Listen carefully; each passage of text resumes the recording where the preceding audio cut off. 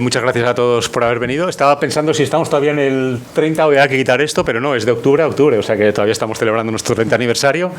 Y tenemos a Ken con nosotros, Ken Nimura, un autor, iba a decir prolífico, pero bueno, no, prolífico no sé, pero muy variado, que ha tocado muchos palos, un autor al que conocemos desde hace décadas, se iba a decir.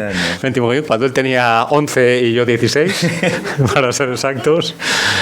Y bueno, vamos a intentar repasar rápidamente un poco la carrera y hablar de, yo creo, una experiencia única que has tenido porque has trabajado en distintos mercados, te has movido mucho por muchos sitios distintos y creo que puede ser un poco interesante para todos nosotros comprobar esos lugares por los que has pasado y las diferencias que podemos encontrar en ellos.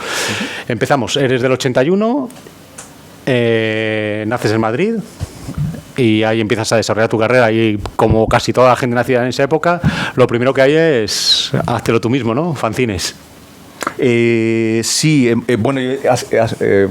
bueno, vamos a ir rápido con esta parte. Sí, ya se me ha acojonado, he dicho, no quiero hablar tanto tiempo, pero ¿qué has hecho fanzine? Hemos hecho un mogollón, sobre todo a partir de que entré en La Palma, o sea, que es una escuela de arte de bachillerato artístico que había en Madrid, que nos juntamos varios que hacíamos cómic y tal, es decir, que desde los 15 a los 18 o algo así.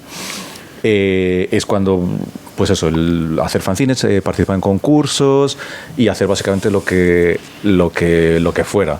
Pósters, ilustraciones para revistas, donde nos llamaran, caricaturas en fiestas por la noche, de todo. Es decir, que Pero ya te molaban los... O sea, ya tú pensabas hacer cómics, o era una cosa más porque tú lo que hacías era dibujar. No, cómics. Además, o sea, me gusta dibujar, pero sí cómics. Pero además cómics llevo haciéndolos desde que tengo, no sé, 2 años o algo así. O sea, ese es de los típicos que de críos decían siempre estaba en casa dibujando cómics o tal. Sí. Y luego estaban los que jugaban al fútbol y molaban y tal, y estaban al sol y tenían buen color, y nosotros. Pero esos son a los que ya nadie se acuerda de ellos y tú tienes tus TVOs publicados y ahora vienen y te dicen, ¿te acuerdas de mí? Yo estudié contigo en el instituto. Y tú, ¿te acuerdas perfectamente? Y dices, no. Sí, no me acuerdo de ti.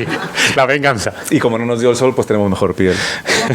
Y entonces sí, hemos hecho, vamos, yo y todos los amigos, digamos, un poco de la generación, de la misma generación, realmente hemos estado fácil 5 o 6 años un poco como en ese mundo, entre fanzines y en el caso nuestro, que estamos en Madrid, pues ir a, yo que sé, al Salón de Barcelona, vender los fanzines allí, concursos, claro, digamos del pre-2008, crisis de 2008. Sí. Entonces había mogollón de concursos institucionales, bien pagados, y era la época en la que un año ganaba mogollón de premios, yo que sé, Alberto Vázquez, otro año lo ganaba Santiago Valenzuela, otro año ganabas tú prácticamente todos los concursos que había. Sí. Y entonces al final, en mi caso, yo realmente no he hecho como trabajillos de estudiante mientras estudiaba, sino que lo que hacía era concursos. Ganar concursos, sí. Ahí es donde sacabas las perras. Y de hecho los concursos, porque al final todo esto como que siempre está unido lo uno con lo otro, es como con lo que ahorré de los concursos cuando acabé la carrera, es con esa pasta con la que luego me fui a vivir a Francia una temporada, autofinanciado, digamos, que es donde me empecé a currar en Mata Gigantes. ¿Veis cómo quieres ir muy deprisa? Pero ya está, pero hay más cosas entre medias. No, antes de los fanzines. Sí. De los fanzines solo quiero un dato más sobre los fanzines. Lo guay de ahí es que formáis peña, o sea, hay mucha gente con la que empezaste a colaborar en fanzines ahí, que ahora es gente como tú, conocida en el mundo y con la que todavía tienes relación, ¿no? Sí, o sea, por ejemplo, de Astiberri, Álvaro Ortiz, por ejemplo, Pepe Larraz, que hace más superhéroes, Esther Gili, que hace más ilustración ahora mismo, y más gente. Espérate, me va a dejar siempre gente, pero no. Era un dato sin más. Pero sí, al final, más o menos, todos los que somos más o menos de la misma edad, te conoces, porque bueno, es que el mundillo es muy pequeño. Vale, segundo capítulo. ¿Veis que vamos rápido? Me está metiendo caña porque como ha hecho tantas cosas. Segundo capítulo, bien. Como tienes muchas historias cortas que has presentado a concursos, tienes material para publicar y de ahí salen tus primeras obras.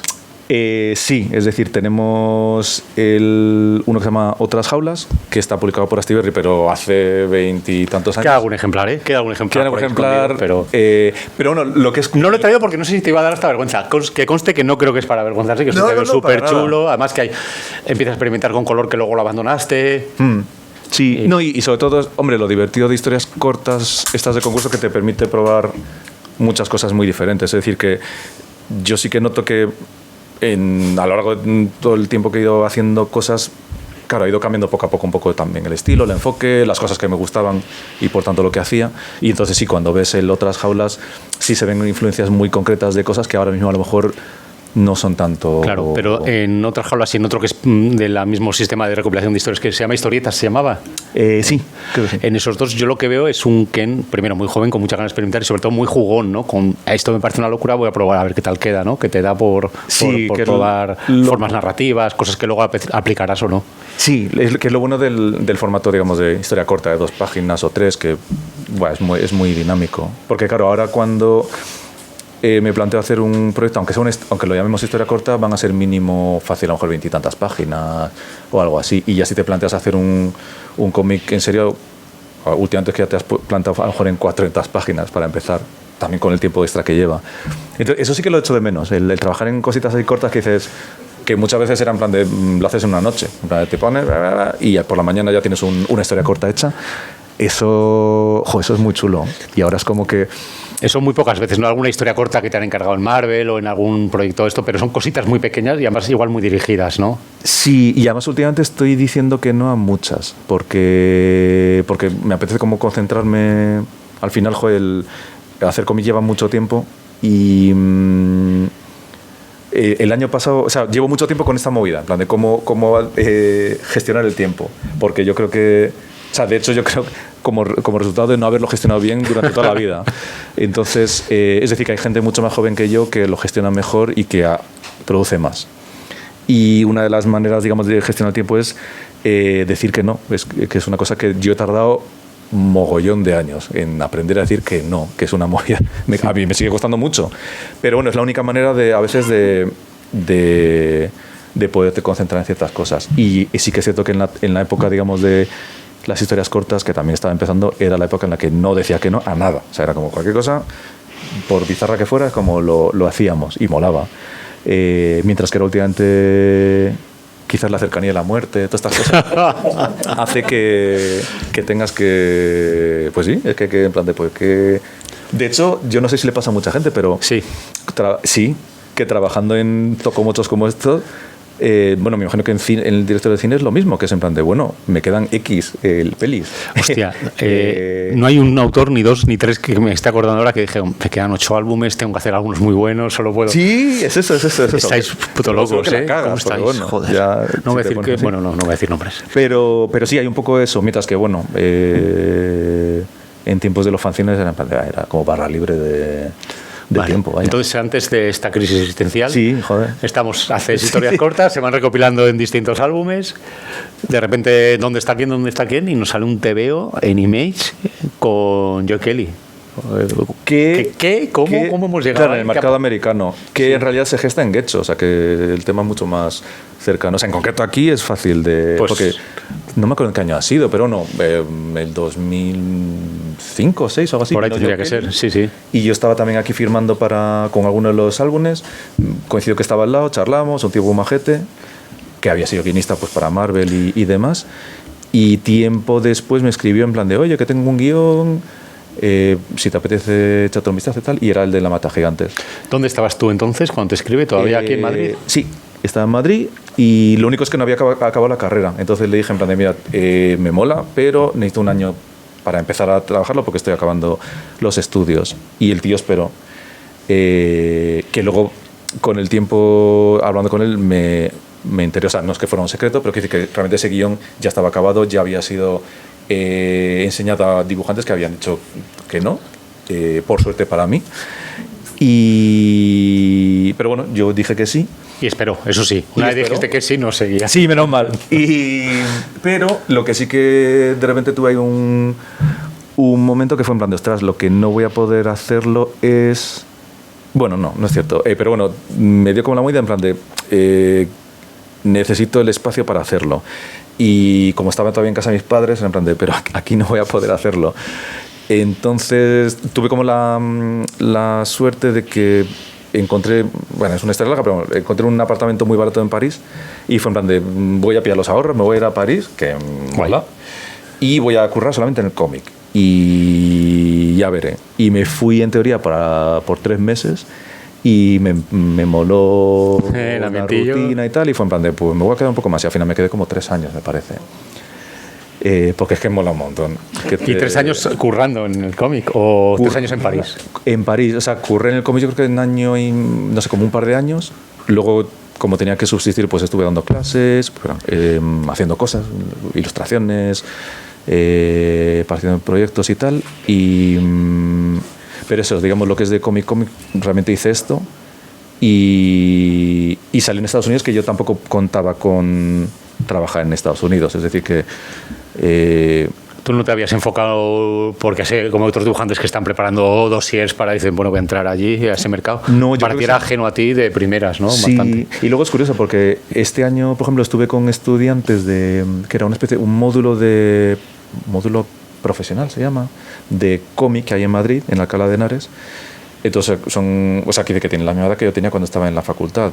Y estaba hablando con ellos y tal, pero lo que me faltaba un poco como comprender era en plan de, ¿cuál es la perspectiva de una persona que tenga 20 y tantos años ahora de qué es lo que, o sea, si voy a hacer esto como un oficio, qué es lo que voy a hacer con ello? Y yo me da la sensación que no tenía mucha idea real, tangible, de en plan, en Estados Unidos se hace así, o en Japón hay que hacer esto para llegar allá. Yo estaba como en plan de, quiero hacer cómic. Y tuve la suerte de que me llegó este proyecto.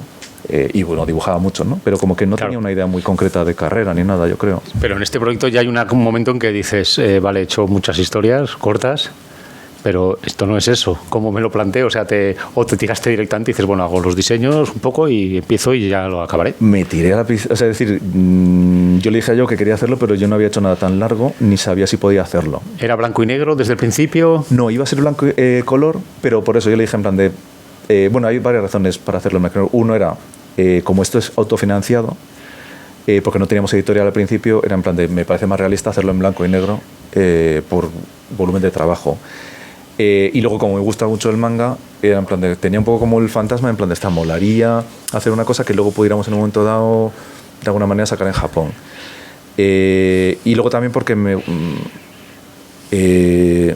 no sé, bueno, yo pienso muy diferente cuando hago cómic en color y en blanco y negro. Entonces lo veía más en blanco y negro.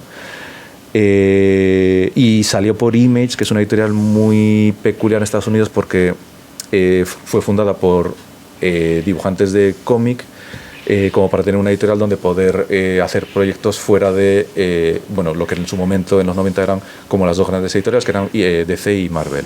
Entonces es una editorial que tienes mucha libertad.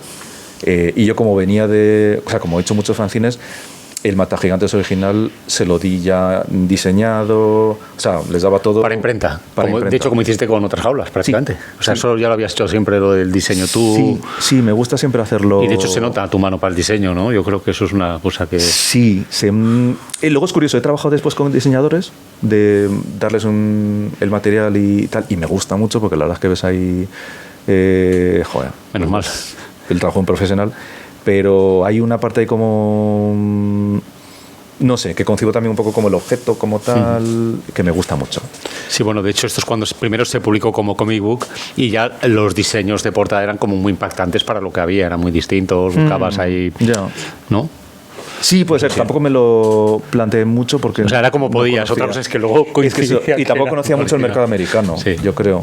Entonces sí, este salió, luego tuvimos suerte de que... Funcionó muy bien, ¿no? Tuvo buenas críticas, no sé si de ventas también, pero de ventas fue bastante bien y bueno, luego, o sea, ya si lo tomas como todo el proyecto completo, digamos, hasta hoy, pues entre medias, salió publicado en casi todos los idiomas, incluido japonés. ¿Eso salió en japonés? Sí, y salió en una revista el primer capítulo, o sea que eso estuvo muy guay. También ganó el Premio Internacional de Manga, se ha adaptado a película.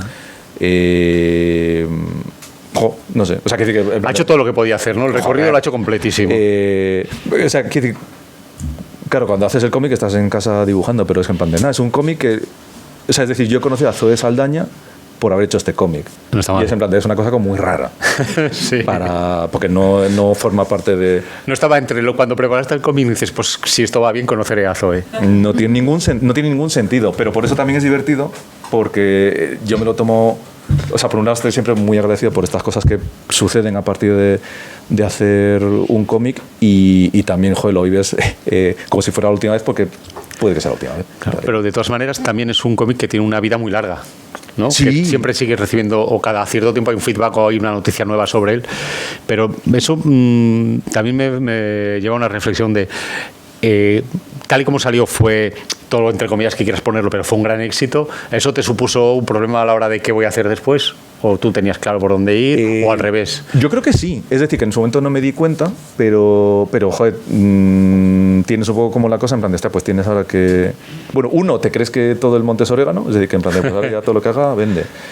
Y dos, sí, yo creo que hay un poco ahí ¿qué es? El síndrome de la segunda obra. Sí. Aparte el de ser impostor, por supuesto. Y otros. Entonces, pero bueno, salió y a los 2 o 3 años decidí irme a Japón a currar. En ese interín ¿estabas preparando alguna obra en concreto o ese tiempo? Porque claro, 2 o 3 años desde esto sí. hasta que vas... Sí, como estaba en Francia, intenté hacer cosas en Francia, pero no funcionó porque en su momento no veían mi estilo... Para el mercado francés, desde el mercado editoriales francesas. Y aquello no cuajó y tuve la suerte de que conocí en el Salón de Varna del manga, conocí a un dibujante japonés que se llama Taiyo Matsumoto, que me encanta, que es un crack. Joder.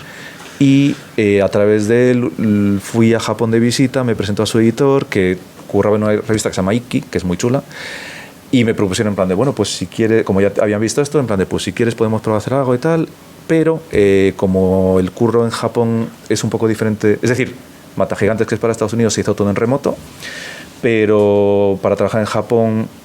Ahora un poco menos, pero en su momento, es decir, hace como 14 años, era casi imprescindible hacerlo in situ. Te lo dejaron bastante claro, ¿no? Eso. Sí, y luego también yo tenía que no tenía mal, ¿no? También dijiste... Claro, que me apetecía ir. Y porque parte de mi familia está en Japón, nunca había vivido realmente allí, entonces era en plan de...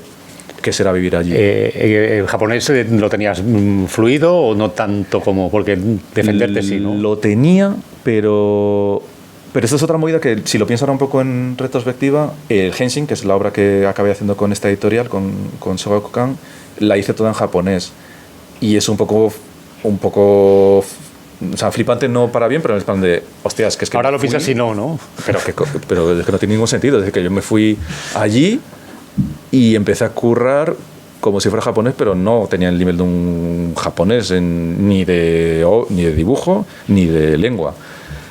Y lo saqué adelante, no sé cómo, pero sí, es un poco, no sé, no tiene ni ton ni son, pero como experiencia humana fue genial. ¿Y notaste alguna presión con esto que te refieres, este síndrome de no es tener claro que estabas al nivel en los textos o incluso en lo gráfico? Sí, lo que pasa que, bueno, la razón realmente por la que quería ir a Japón era porque yo quería... Las historias cortas que había hecho, las había hecho yo solo, o sea, durante mucho tiempo había hecho cosas yo solo, casi salvo la de Mata Gigantes, pero lo que sí que sabía era que para hacer proyectos más largos no tenía nivel. Y sí sabía que en Japón se trabaja muy mano a mano con los editores, entonces en plan, si quiero aprender a hacer guiones yo mismo, quizás en Japón me haya la estructura que me permita hacerlo, y por eso fui allí. Entonces tuve la suerte de coincidir con un editor que era muy bueno, muy meticuloso y muy... Es decir, el proceso habitual, porque Henshin son historias cortas. Hubo un proyecto anterior que no salió, que se llama Spicy Tuna, que era sobre un grupo de tunos en Japón. Porque tengo un colega que es tuno, o sea, esto está basado en hechos reales, que tengo un amigo que es tuno y que está en Japón, y en plan de, aquí veo tema.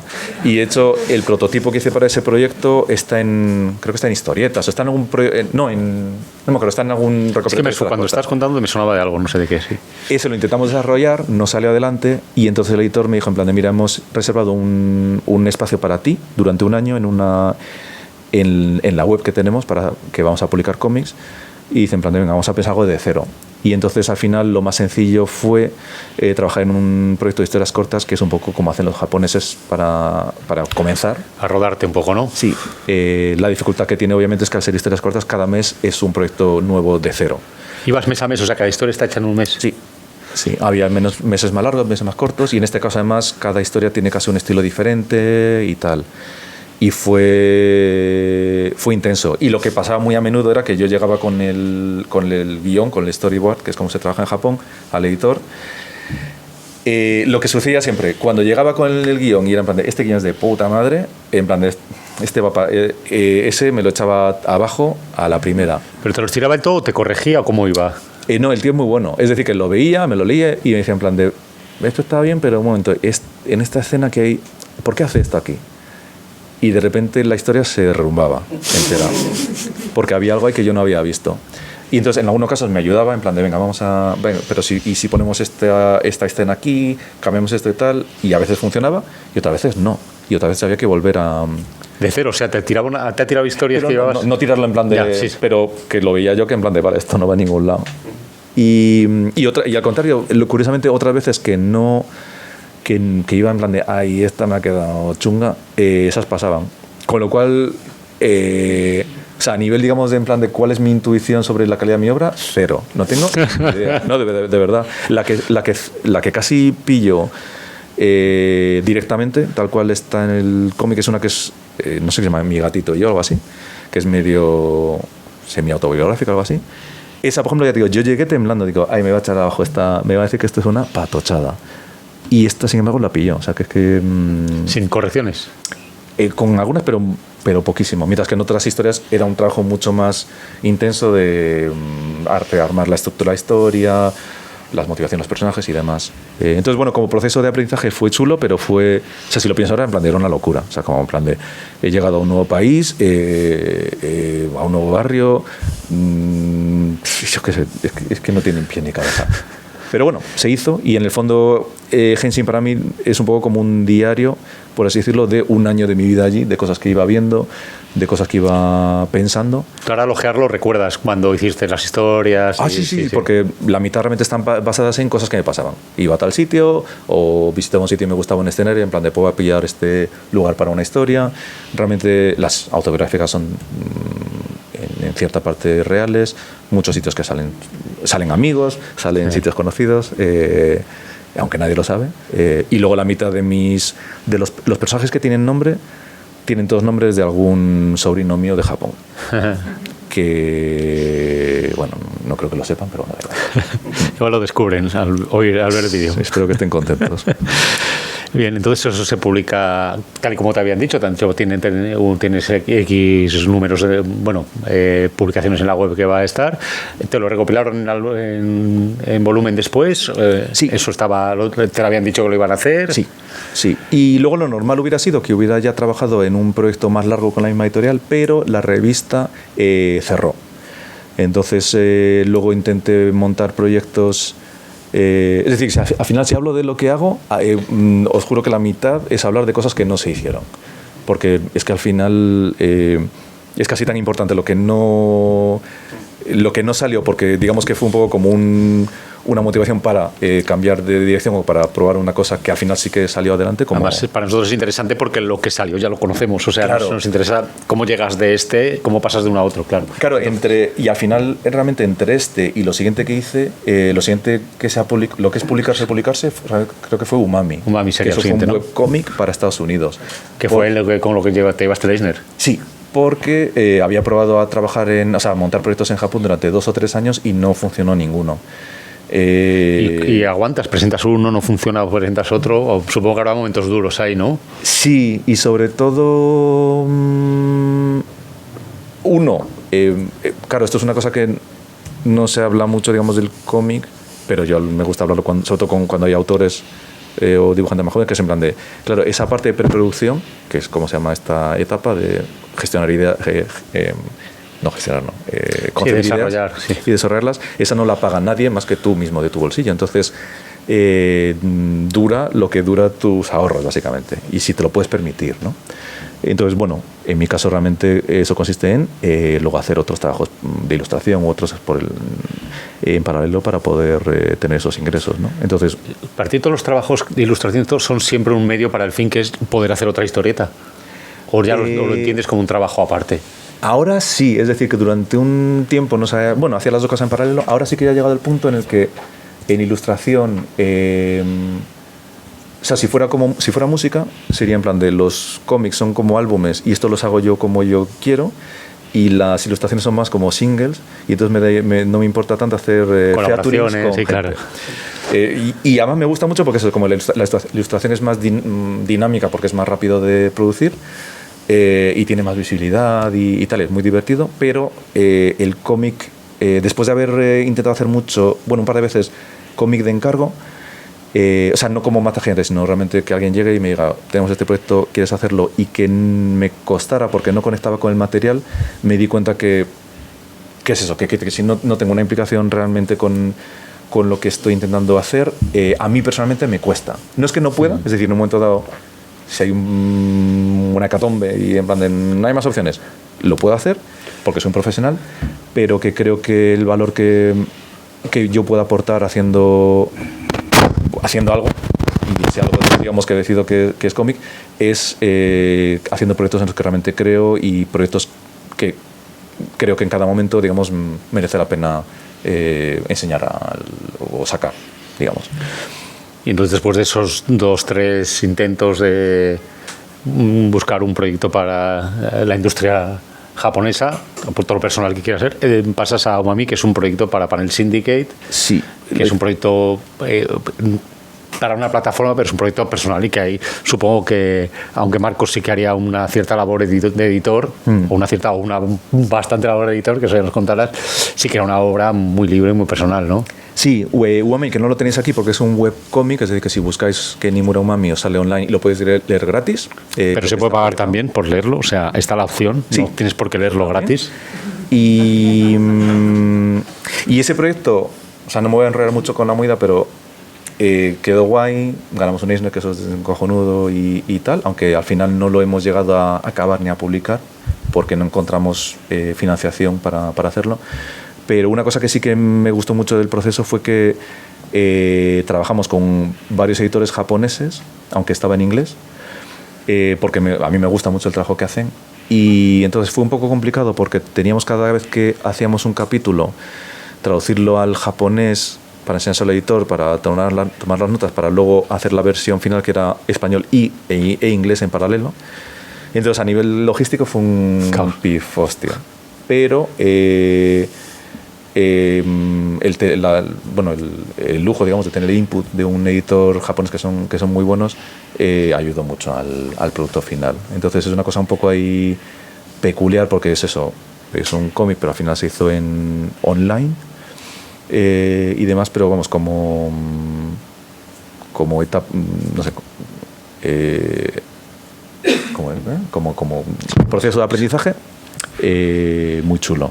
Y también, bueno, como la posibilidad, digamos, de poder publicar esa idea que teníamos, ¿no? Y, espérate, ¿y después qué pasa? ¿Qué hicimos? Ese es otro pifostio. Cuando hay uno que no sea, me avisas, ¿eh? Cuando hay uno que no es un pifostio, me avisas. No lo hará jamás, que son versiones de leyendas japonesas, hecho un poco a mi manera. Este proyecto comienza realmente porque participé en un taller de ilustración de libro infantil en Japón, y hice una adaptación. Dije, venga, ¿qué pasa si hago una adaptación de una leyenda que se llama Urashima Taro, que es muy conocida en Japón? Y la idea era hacer un libro ilustrado.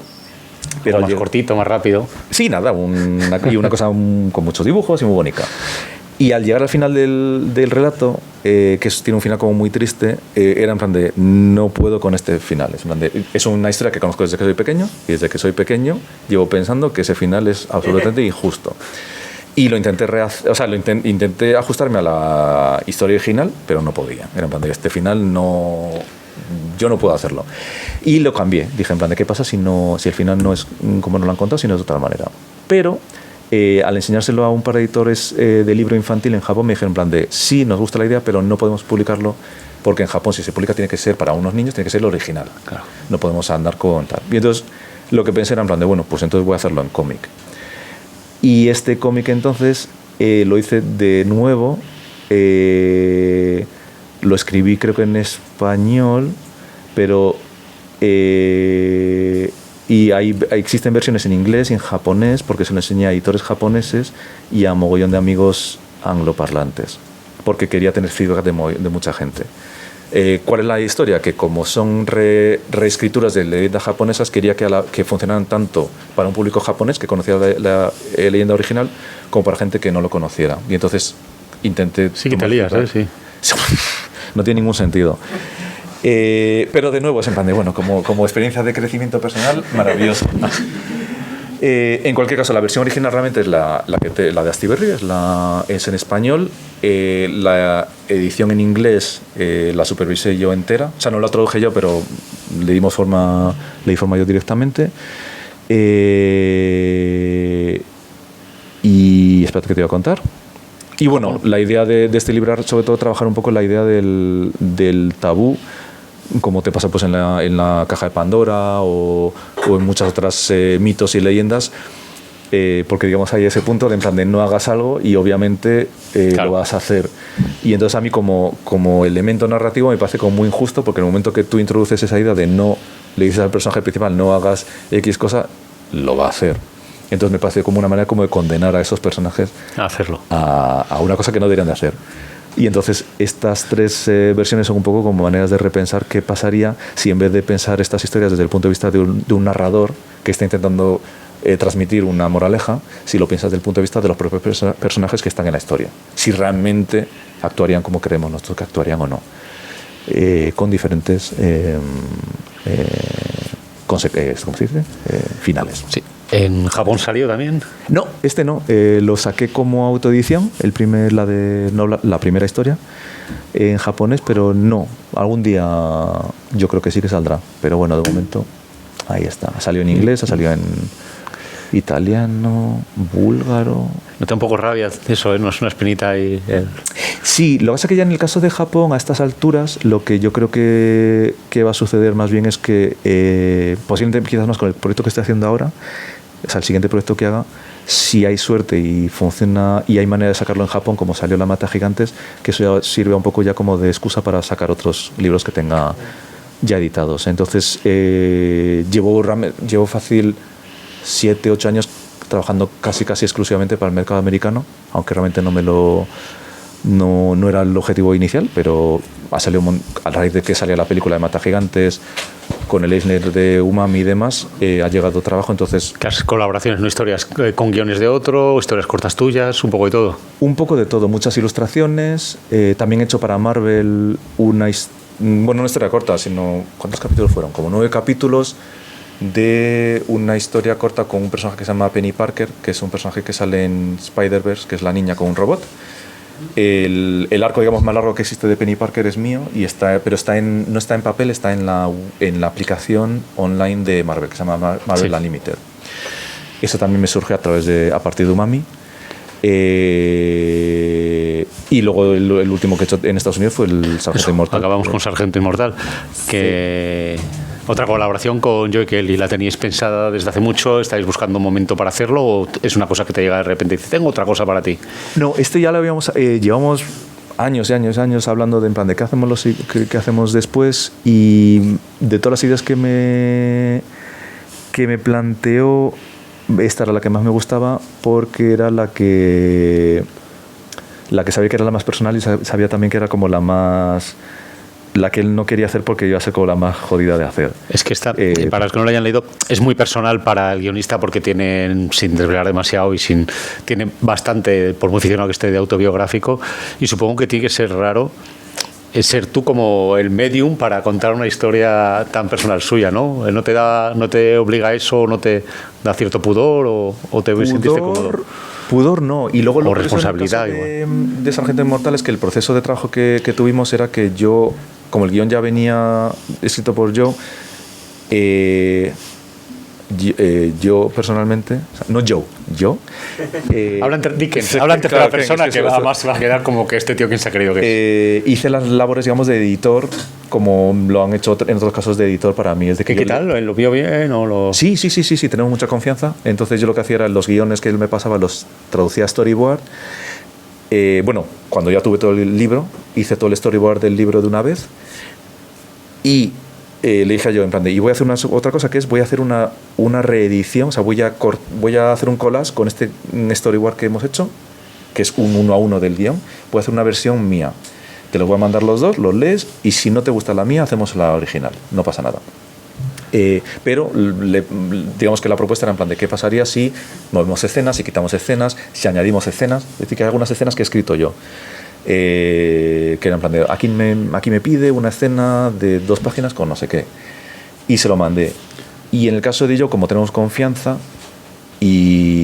sea, tenemos confianza mutua, y yo creo que también confía en mí, es decir, que mi compromiso con esta historia era que yo soy como has dicho, coautor, ¿no? Soy un vehículo para es decir, que a mí esta historia me gusta y yo quiero que se publique, o sea, o llegue al público. Y por tanto yo voy a hacer todo lo posible para que esta historia llegue de la mejor manera posible. Sí, incluido reescribir si eso es necesario. Es decir, que en todo momento el proceso era en plan de todo lo que voy a hacer es a favor de la historia y no como un ejercicio de ego para tal. Y tuvimos ahí un entendimiento, entonces hicimos bastantes reescrituras y acabó siendo esta historia que realmente habla de la relación que tuvo el propio escritor, Joe, con su padre, que era un policía, con todas las dificultades que puede tener eso. Y ya, bueno, como anécdota rápida, pero el diseño del hijo de Joe, a ver cómo lo digo en español, el diseño de... No, dijo Joe, no. El diseño del protagonista, que es Joe... Que es el hijo del sargento inmortal. Soy yo. Habéis lo habéis trasladado, ¿no? Perdón. Es decir, que la única manera de que... como es una que tú lo sientas, ¿no? Como... Claro, es una historia que transcurre en Estados Unidos, que es que yo no lo conozco tanto. Y tal, y entonces la única manera que yo puedo comprender cómo funciona esto es si yo estuviera ahí. Si yo me planteo que se mande este personaje soy yo. Y entonces al final hice un dibujo que era en plan de yo mismo. ¿Y eso lo tuviste muy claro o eso salió cuando ya estaba muy avanzado? Salió en el story. En el story la única manera que yo podía hacerlo, comprendiendo cómo funcionaban las cosas, era si yo me ponía como un monigote mío. ¿Y lo flipó un poco al principio o dejó para adelante? No dijo mucho. Quizás sea un poco incómodo porque se manda. Es mi historia, campeón. Es mi historia y se está poniendo en mi lugar, no sé. Pero bueno, se lo expliqué, en plan de yo lo veo así. Y yo creo que también era bueno para él, Joe, porque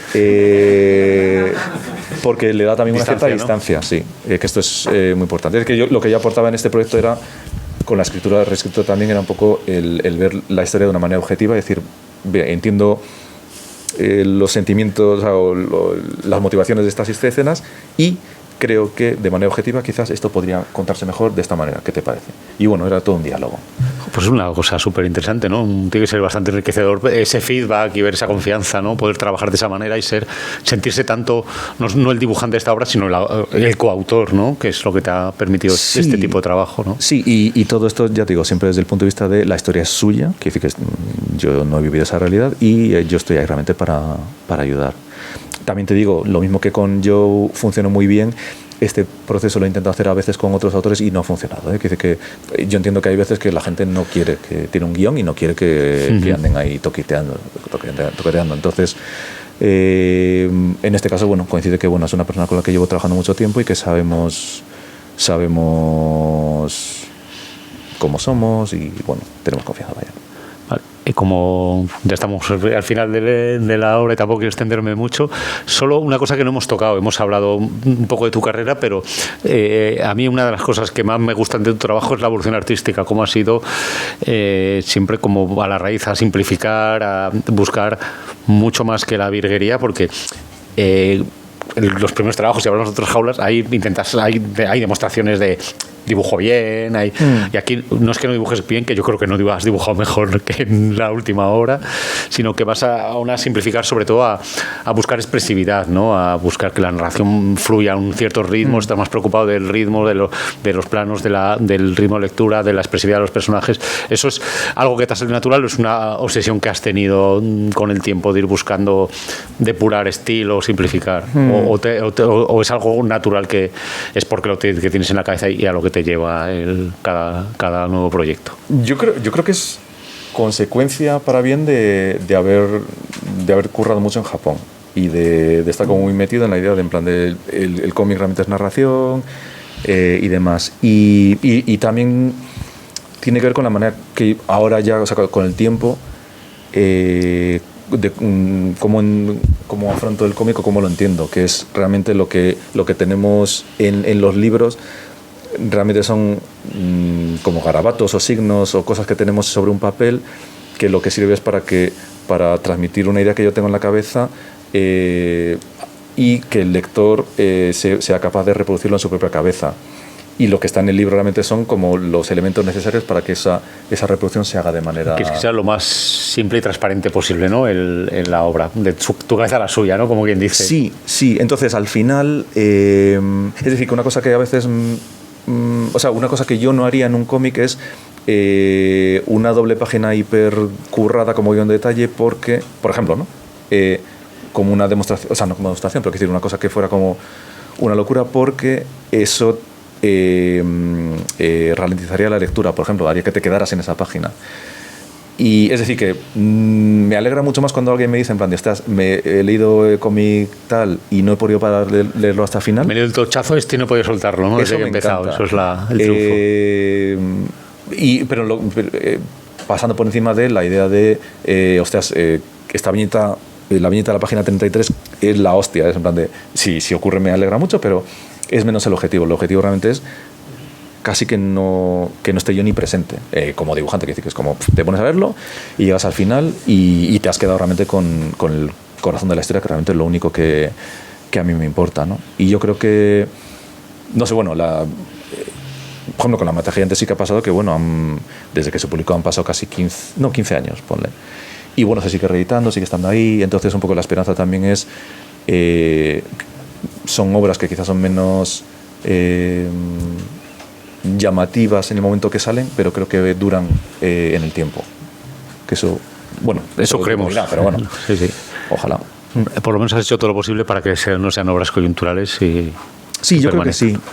Sargento Inmortal, por ejemplo, se publicó hace 2 años, 1 o 2 años, y yo creo que, por ejemplo, los temas que habla, que bueno, pues habla de racismo, violencia policial y demás, por ejemplo, ahora mismo se lee diferente de cómo se leía hace 2 años. Lamentablemente está más actual ahora. Sí, pero bueno, creo que también eso aporta un poco también a la obra. Sin duda. Bueno, como vas a tener que firmar unos cuantos, no sé si lo vamos a dejar aquí, no sé si hay un tema que no hemos tratado y que te interesaría. Espérate. Bueno, que está haciendo un cómic nuevo. Hablamos del nuevo, es que no sabía hasta pero qué bueno, punto... tampoco, Bueno, pues pon los dientes largos un poquito. Pero bueno... ahora no digas que no puedo contar nada, ¿eh? No puedes decir que tienes un proyecto nuevo. No os puedo contar mucho en el sentido que no tengo nada dibujado. ¿Para qué hablo? No, pero por ejemplo, llevo 1 año currando en ella y poquillo a poco, tengo ya más o menos... ¿Para qué mercado es, por ejemplo? ¿Se puede decir eso? ¿Para dónde está pensado primeras? Es que eso todavía no lo tengo claro. Hostia. Pero ¿para qué? No puedes hablar. Si hay una pregunta al público, bien. Qué vergüenza. No lo tengo claro. Responde. Creo que va a ser para Europa, pero la idea es hacerlo ya... la idea es hacerlo de una manera que pueda publicarse también en Japón, en Estados Unidos, en España, obviamente, porque ya creo que es la manera un poco ya como natural en la que trabajo, pero la edición original todavía no estoy seguro de cuál va a ser, pero sí que la idea es que porque realmente al final No Habrá Jamás son 3 historias medio largas, medio cortas, no sé. Hellsing también son historias cortas, todavía no he hecho como un tocomocho. Con guión, o sea, esta va a ser tu primera historia larga, guión y dibujo tuyo. Tocomocho. Y ya como nos gusta aquí en Actiberri, en plan de 400 páginas. O sea, mínimo. Al peso. Te han obligado mínimo 400. Eso hemos empezado con historias de 2 páginas, pero ahora ya al día de hoy ya es como en plan de o llegas y cuesta abrirlo o no tal. Entonces, bueno, yo creo que sí que va a ser... La primera eran 48 páginas y eran 64 páginas, yo creo, y eran 20 historias. Nada. Esta es la última, la siguiente tiene que ser más gorda. Es que esto va así, es que si no es gorda no es buena, o sea que... en ello ando. No me acuerdo si había alguna cosa más así puntual que pueda estar divertido, no sé. No, divertido no, serio, profundo. Bueno, y luego lo que le comenté a Fred el otro día, que últimamente, bueno, te lo cuento por encima. Como vivo en Tokio, viene gente a ver mi estudio. O sea, es como parte como de un tour. De un tour. Literalmente de un tour. Y total, que yo estoy en casa y de vez en cuando viene gente a visitarme. Y te acaban los fondos, sí. No fuera malo, ¿eh? No, y me encanta. Les enseño el estudio, les explico cómo se hace el cómic, cómo hago yo el cómic, charlo y tal. Y por ejemplo... ¿No? ¿Estás grabando ahí? No. Sí, pero no, paramos. Luego nos despedimos, aplaudimos, apagamos la cámara y os cuenta algo que los que están escuchando dirán, tengo que ir a Joquer a ver las charlas. Pero, en fin, total, que sí, que no sé, es curioso porque es eso, que haciendo cómic hemos acabado ya haciendo una peli en Estados Unidos, como luego de repente ahora estoy haciendo cómic y viene de vez en cuando gente muy conocida a ver el estudio, no sé, o sea, es una vida como rara porque en teoría yo y muchos de los que como yo hacemos cómic, que la idea es estar en casa haciendo garabatos en pijama. Claro. Y pues tú no puedes dibujar en pijama ya. No, tengo que ir ahí con batín de seda. Como un elegante, como elegante que soy. Así que... Pues nada, así que eso. lo dejamos, aplaudimos y luego nos cuentas eso. Sí. Gracias, gente.